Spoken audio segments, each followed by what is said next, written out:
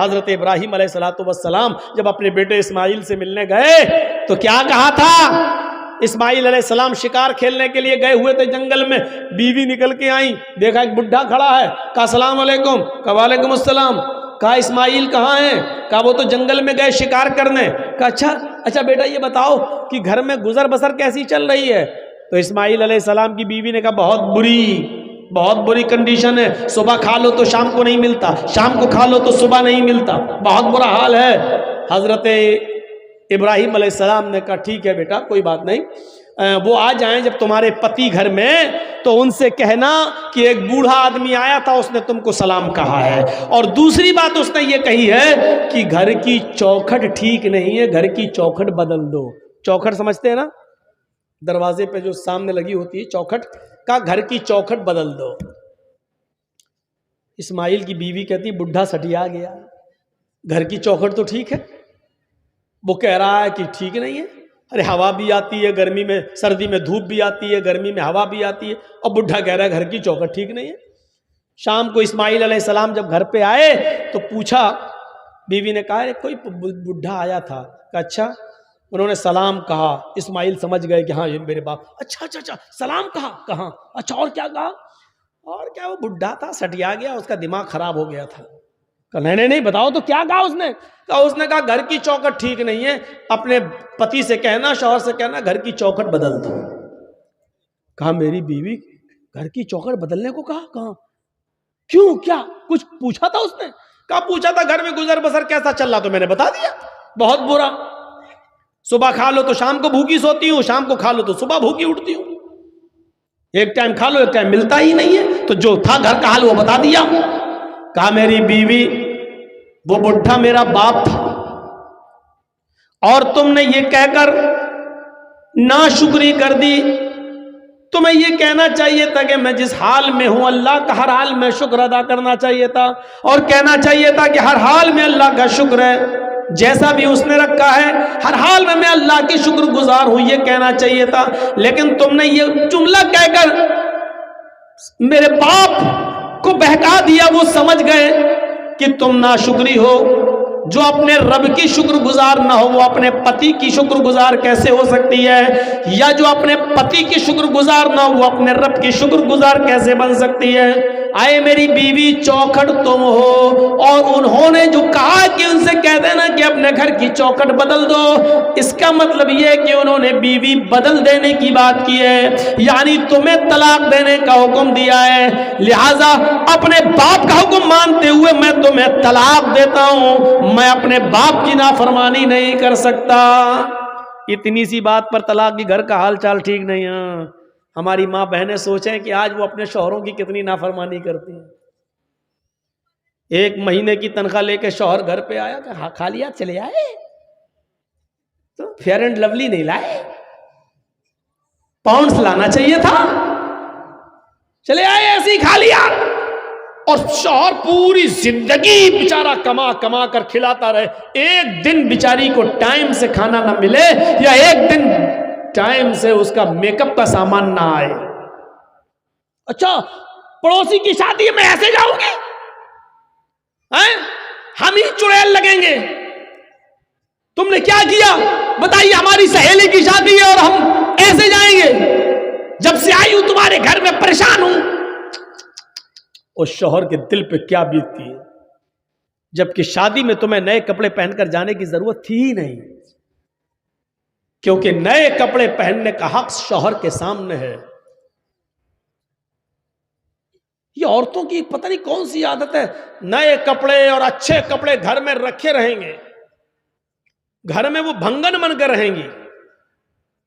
کبھی جاؤ گھر میں، صبح سے شام تک نوکری کرو اور آفس سے گھر واپس جاؤ تو دیکھو کچن میں گھسی ہوئی ہے، سلوار گھسی ہوئی ہے، برتن مانج رہی ہے، قریب جاؤ تو پسینے کی بدبو آ رہی ہے، جبکہ اس عورت کو معلوم ہے کہ میرا شوہر آفس سے آنے والا ہے، اس کو پہلے سے بند سنور کر تیار رہنا چاہیے، اچھے کپڑے پہن کر تیار رہنا چاہیے۔ گھر میں رہے گی بھنگن بن کر، اور شادی میں جائے گی ہیما مالنی کی اماں بن کر۔ عجیب دستور ہے، شوہر لا رہا ہے، کما رہا شوہر، اور دیکھ رہے پڑوسی۔ دیکھ رہے گاؤں والے، دیکھ رہے محلے والے. یہ عجیب سسٹم ہے، عجیب سسٹم. ہماری ماں بہنوں کو اس سسٹم کو بدلنا پڑے گا، اس سسٹم کو بدلنا پڑے گا، سیکھنا پڑے گا حضرت ام سلیم سے. حضرت ابو طلحہ کا بیٹا، اے بیٹا کیا ہو گیا؟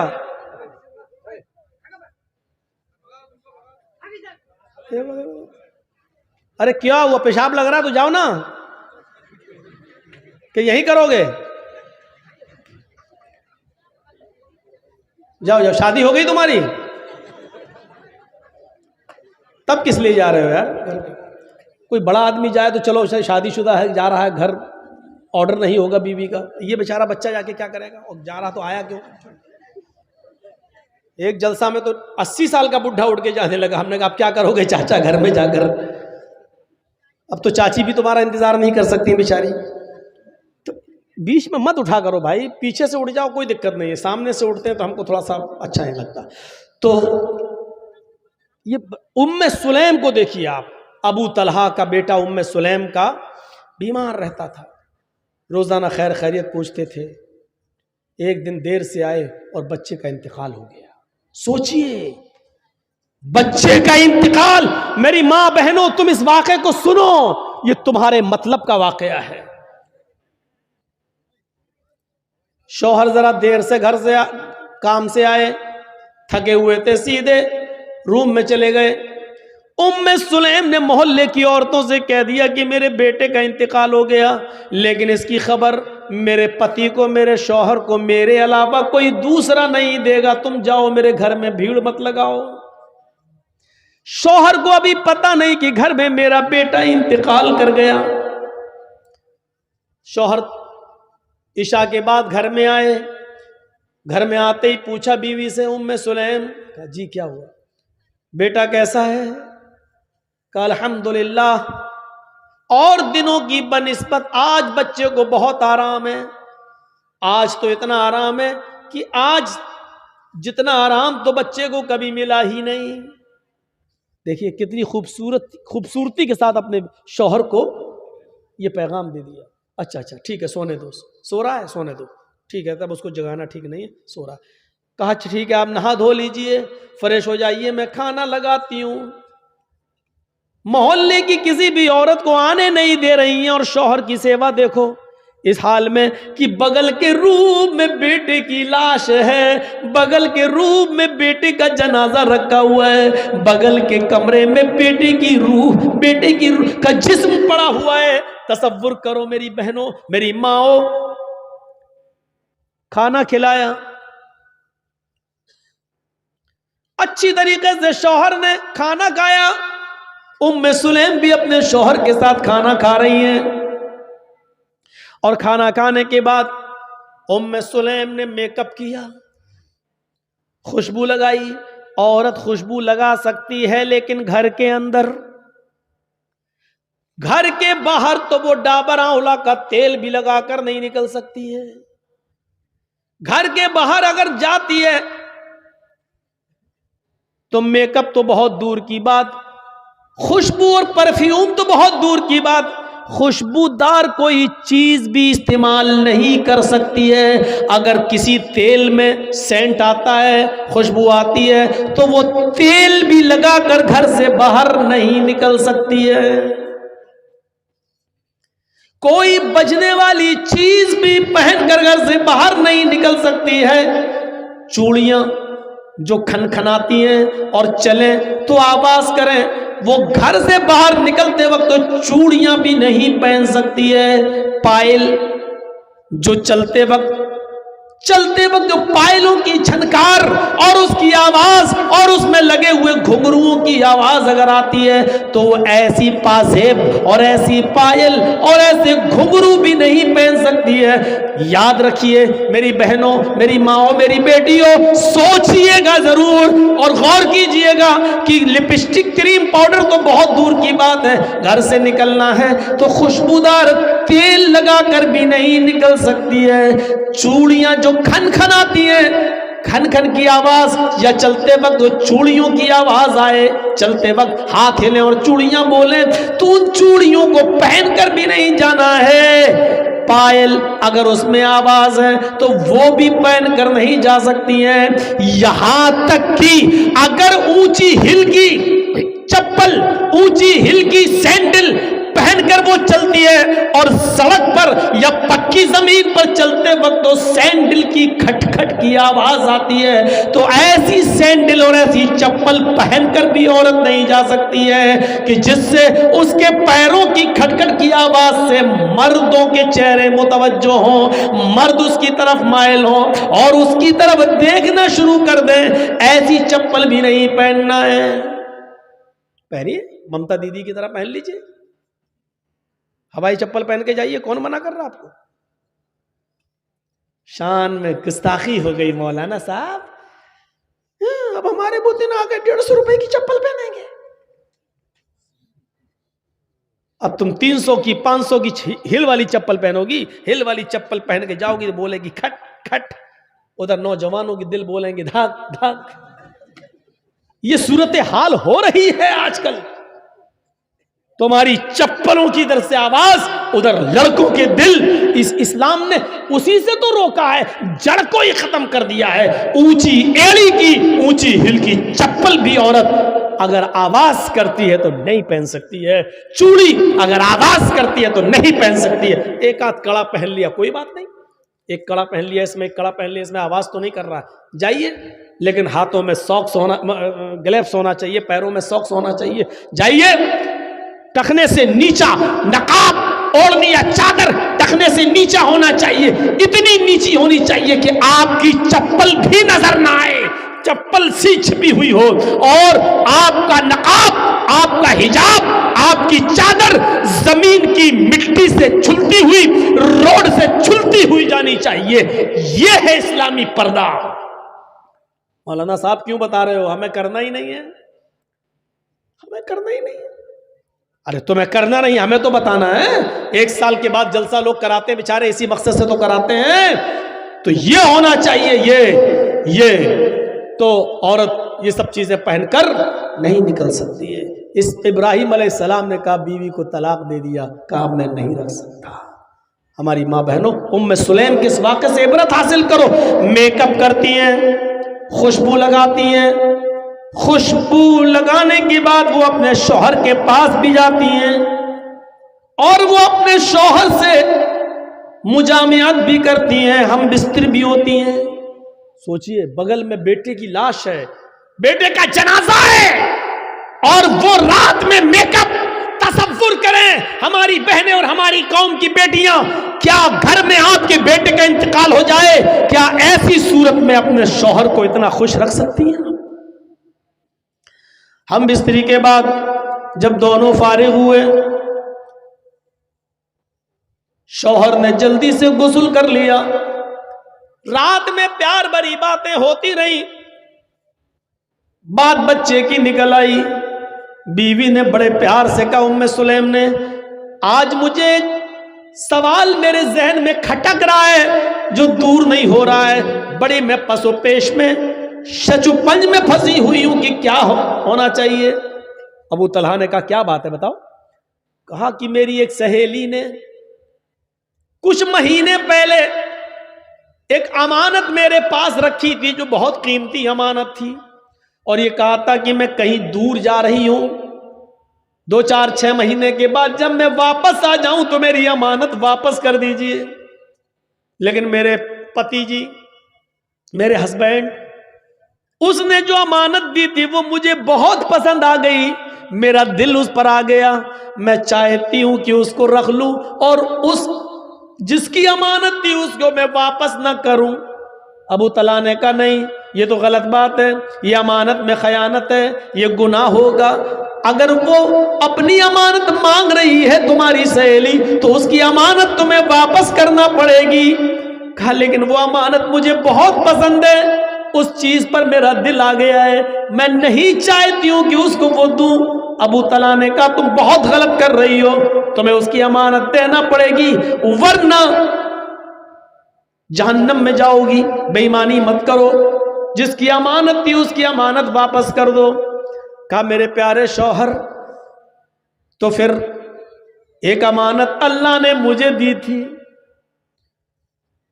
2-3 سال پہلے اللہ نے مجھے بھی ایک امانت دی تھی، اور وہ امانت مجھے بہت زیادہ پسند ہے، اس امانت پر میرا دل آ گیا ہے، وہ امانت میرا بیٹا ہے، لیکن آج اللہ نے اپنی امانت مجھ سے مانگی تو میں نے اس کی امانت اس کو واپس کر دی، اس کی امانت میں نے اس کو واپس کر دی۔ اگر میں اپنے پاس رکھتی اور اس پر بے ایمانی کرتی تو امانت میں خیانت ہوتی۔